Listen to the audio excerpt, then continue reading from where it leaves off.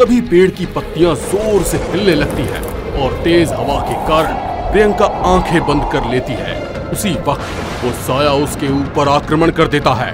वो उसे हवा में उछाल के जमीन पर फेंकता है, जिसकी वजह से लोटे का आधा दूध गिर जाता है। प्रियंका ये देख डर जाती है, क्योंकि उसके पास यही आखिरी मौका था। इसीलिए वो अपनी आंखें बंद करके मरने का नाटक करती है। उसे मरा पड़ा देख साया उसके पास आ जाता है और जोर जोर से हंस के कहता है, मुझे मारने आई थी, अब देख तू खुद ही मर जाएगी, मुझे कोई नहीं मार सकता। प्रियंका और राहुल कॉलेज में पढ़ते थे।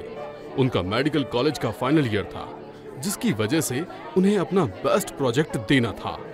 एग्जाम होने वाले थे और उससे पहले ही सीनियर ने उन्हें पास के गांव में ट्रेनिंग के लिए भेजा था। तू यहाँ पर बैठी है और मैंने तुझे पूरे कॉलेज में ढूंढ लिया। पर तुम मुझे क्यों ढूंढ रहा है? जल्दी चल मेरे साथ, मुझे कुछ दिखाना है तुझे।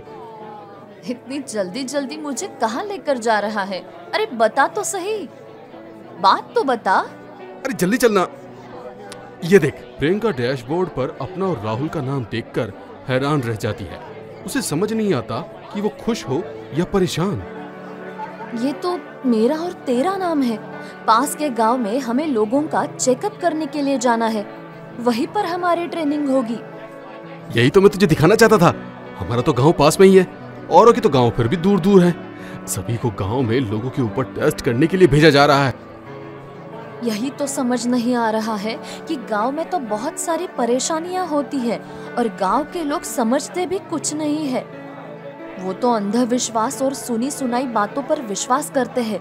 उनके साथ भला हम कैसे डील करेंगे? अरे कुछ नहीं होगा यार, जल्दी से गांव चलने की तैयारी करते हैं, चल। राहुल और प्रियंका अगली सुबह गांव के लिए निकल पड़ते हैं। वहां पर जब वो अपनी मेडिकल किट और कोट पहनकर निकलते हैं तो उन्हें सब देखते रह जाते हैं। ये सब तो हमें ऐसे देख रहे जैसे बावले गांव में ऊंट आ जाता है। वही तो यार, ये कहाँ आकर फंस गए हम। यहाँ पे तो रहने के लिए कोई ढंग का घर भी नहीं मिल सकता। उसके लिए तो हमें बात ही करनी होगी ना इनसे। भाई साहब जरा सुनिए तो। देखिए, यहाँ पर हम लोग मेडिकल कैंप लगाने आए हैं, जहाँ पे आप सभी को मुफ्त चेकअप मिलेगा। परंतु हमें यहाँ पर रहने के लिए एक कमरा चाहिए होगा, जहाँ पर हम अपना सामान रख सकें और रह भी सकें। यहाँ पर तो किसी का घर खाली नहीं है।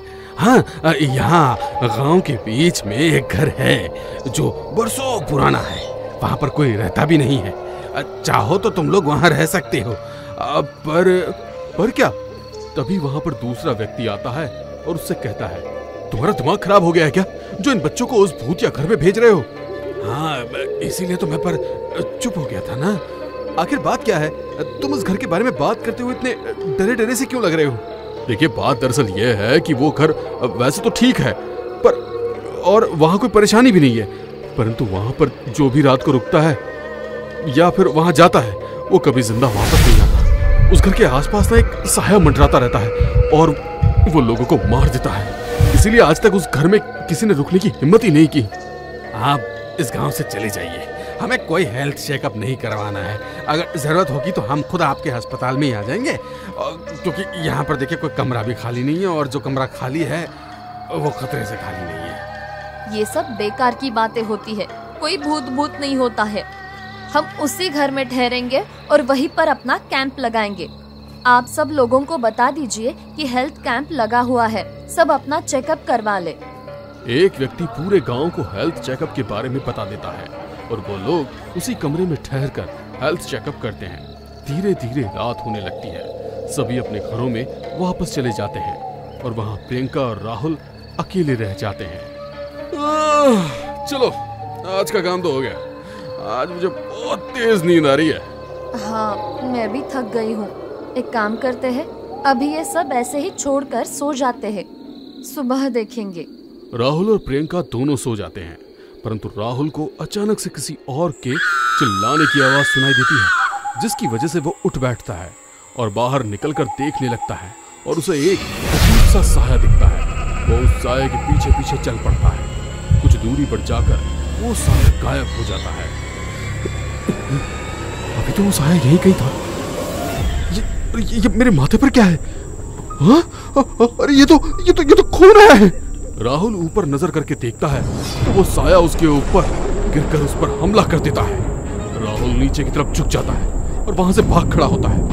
फौरन वहां से भागता है और अचानक प्रियंका से टकराता है और फिर उसे सारी बात बताता है। तब प्रियंका उसी साये का रूप धारण कर लेती है और उसका धीरे धीरे खून पी जाती है। सुबह प्रियंका राहुल को न पाकर उसकी खोज शुरू करती है। तभी उसको एक आदमी मिलता है जो उसको उस साये की कहानी सुनाता है। वहां पर एक आदमी अकेला रहता था। वो शिव जी का बड़ा भक्त था। गांव के मुखिया की बेटी उससे बहुत चाहती थी, लेकिन उसे इस बात से कोई फर्क नहीं पड़ता था। वो सिर्फ शिव जी की भक्ति में लगा रहता था। एक दिन मुखिया की बेटी उसके घर गई और रोते रोते बाहर आ गई। उसने गांव वालों को कहा कि उसने उस पर जबरदस्ती करने की कोशिश की। ये सुनकर मुखिया ने उसको पूरी तरह से मारा और इस घर में बंद कर दिया। उसके हाथ पैर भी बांध दिए। वो तड़प तड़प कर मर गया। उसके कुछ ही दिनों बाद गांव वालों को पता चला कि मुखिया की बेटी ने उसे फंसाया था। तब तक उसका साया गांव की लड़कियों को एक एक करके मारने लगा। गांव की लड़कियां बेवजह मरने लगी। तभी एक पंडित को बुला के उसके साये को उस घर में कैद कर दिया। तब से वो साया इस घर में जो भी आता है उसे मार देता है। जरूर राहुल को उसी साये ने गायब कर दिया होगा। वो साया सालों से हमारे गांव पर मंडरा रहा है और किसी को उस घर में नहीं रहने देता। इस साये का अंत कैसे होगा? शिव जी पे चढ़ा हुआ दूध अगर कोई कुंवारी कन्या उस पर गिरा दे तो वो नष्ट हो जाएगा। ये तो आपके गांव की कोई भी लड़की कर सकती थी। हमारे गांव को श्राप है कि इस गांव की कोई भी लड़की उस साये को नहीं मार सकती। अब इसको अंजाम तुमको ही देना होगा। तुम्हें अपने दोस्त की मौत का बदला भी लेना होगा। मैं इस काम को जरूर करूंगी और उस साये को नष्ट करके रहूंगी। लेकिन वो साया तुम्हें ये सब इतनी आसानी से नहीं करने देगा। मुझे इस साये को अपनी ओर लाने के लिए प्रेरित करना होगा, तभी मैं इसके ऊपर ये दूध डाल पाऊंगी और इस गांव को इस साये से मुक्त करा पाऊंगी। अगली रात प्रियंका मंदिर में शिवजी पर जल और दूध चढ़ाकर एक लोटे में भर लेती है और उस साये को ढूंढने के लिए चल पड़ती है। थोड़ी देर बाद उसे कुछ डरावनी और रोने की आवाज आने लगती है। लेकिन जैसे उस व्यक्ति ने कहा था कि वो साया तुम्हें डराकर उस दूध को गिराने की कोशिश करेगा, मगर तुम सावधान रहना। तभी पेड़ की पत्तियां जोर से हिलने लगती है और तेज हवा के कारण प्रियंका आंखें बंद कर लेती है। उसी वक्त वो साया उसके ऊपर आक्रमण कर देता है। वो उसे हवा में उछाल के जमीन पर फेंकता है, जिसकी वजह से लोटे का आधा दूध गिर जाता है। प्रियंका ये देख डर जाती है क्योंकि उसके पास यही आखिरी मौका था। इसीलिए वो अपनी आंखें बंद करके मरने का नाटक करती है। उसे मरा पड़ा देख साया उसके पास आ जाता है और जोर जोर से हंस के कहता है, मुझे मारने आई थी, अब देख तो खुद ही मर जाएगी। मुझे कोई नहीं मार सकता। और वो उस पर हमला करने ही वाला था। तभी प्रियंका तेजी से लोटे में बचा हुआ दूध उस साये पर फेंकती है। वो साया जोर जोर से चीखने और रोने लगता है।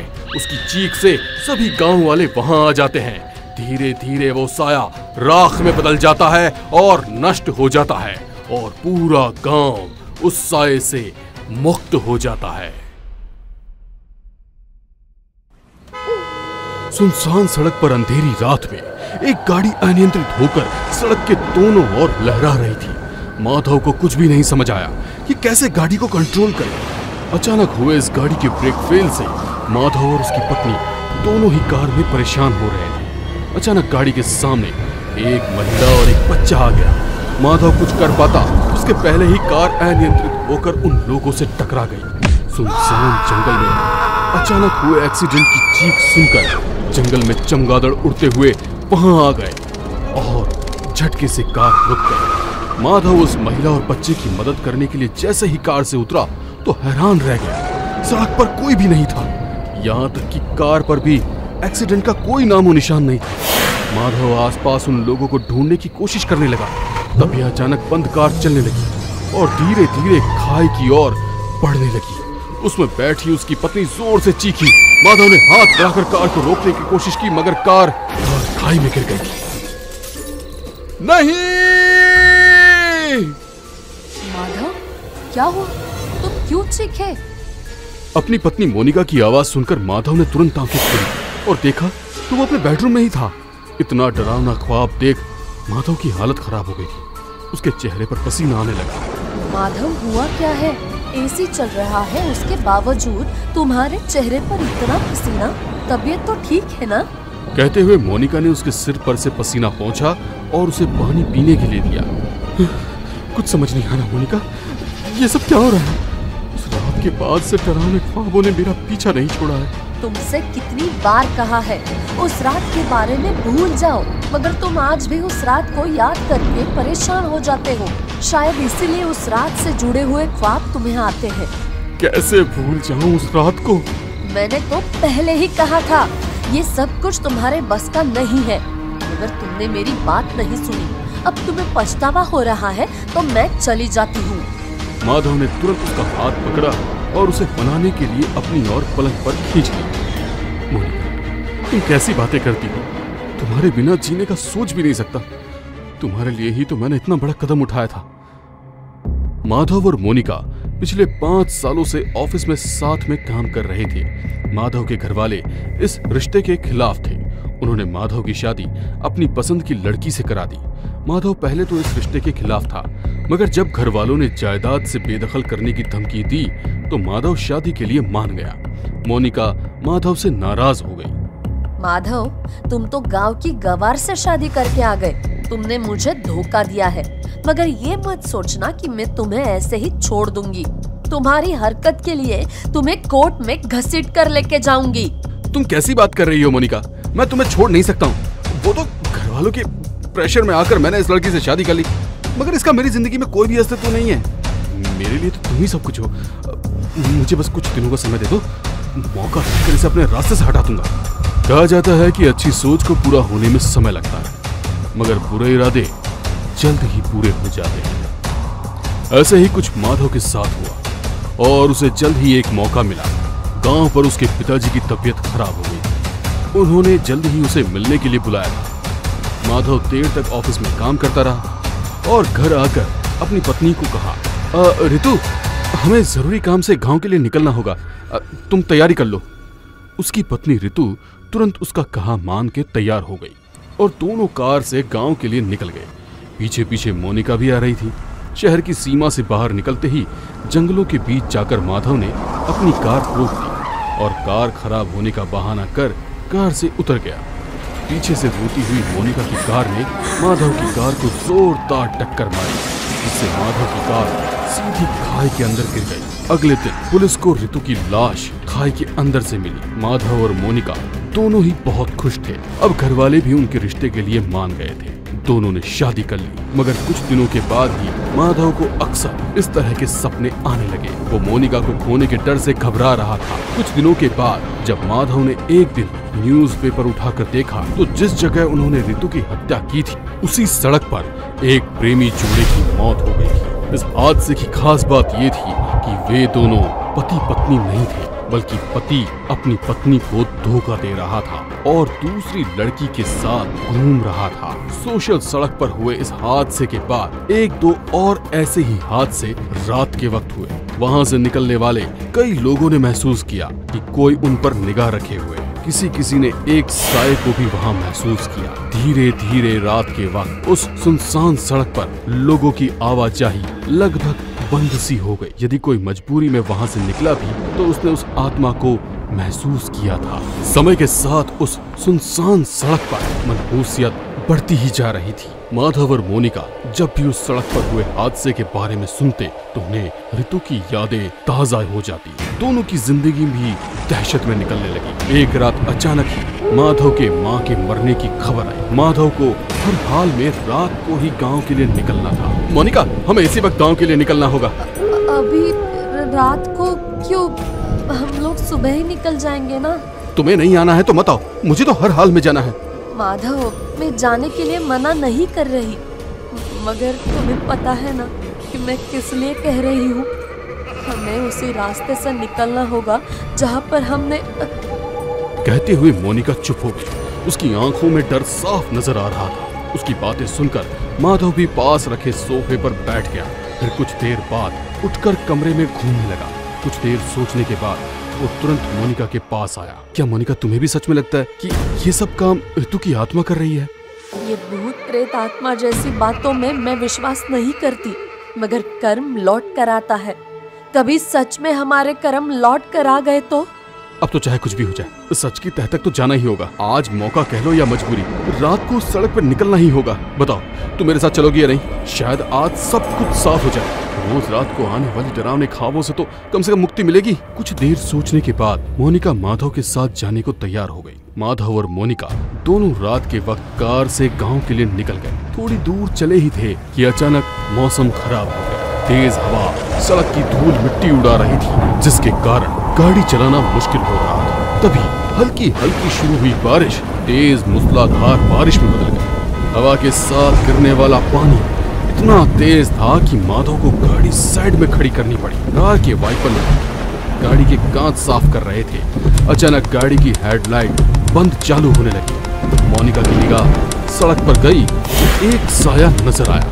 उसने आसपास निगाह डाली तो उनकी गाड़ी ठीक वहीं खड़ी थी जहां पर ऋतु की हत्या की गई थी। वो डरकर माधव के करीब आ गई। जैसे ही उसने माधव का हाथ पकड़ा, उसे माधव की जगह पर ऋतु मुस्कुराती हुई नजर आई। उसने डरकर माधव का हाथ छोड़ दिया और पीछे की ओर हो गई। क्या हुआ तुम्हें? माधव, माधव, ये ऋतु है। तुम्हारा दिमाग ठिकाने पर नहीं है। कहाँ है ऋतु? माधव बोल ही रहा था कि उसे मोनिका की जगह पर ऋतु नजर आने लगी। बोलते बोलते डर के कारण उसका चेहरा पीला पड़ गया। मुझे ढूंढ रहे हो माधव? देखो, मैं तो यहाँ हूँ। कहते हुए ऋतु एकदम उसके करीब आ गई। माधव डरकर कार से बाहर निकल गया। धीरे धीरे बारिश भी रुक चुकी थी। ठंडी ठंडी हवा बह रही थी। ठंडी हवा के मौसम में भी माधव पसीना पसीना हो रहा था। माधव, तुम्हें पसीना आ रहा है? क्या बात है? मौसम तो एकदम ठंडा है।